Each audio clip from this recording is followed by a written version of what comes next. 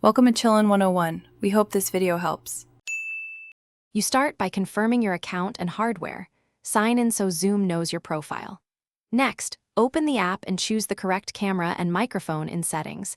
This prevents last-minute audio problems. Once done, locate the meeting ID or click the invite link and note the passcode or whether a waiting room is enabled.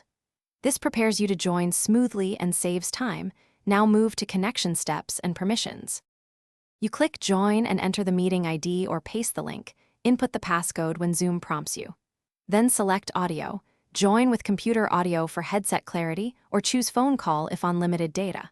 Once connected, enable camera and pick a background or blur to control your visual presence. Make sure to mute when not speaking and switch views, gallery or speaker, so you see who matters. These choices optimize clarity and professionalism. You finish by setting final controls.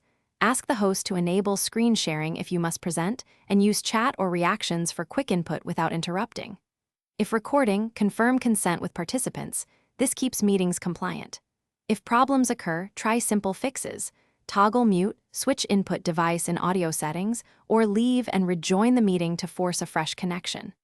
If audio still fails, restart the app or your device. These steps. Thanks for watching. Consider subscribing if we helped you.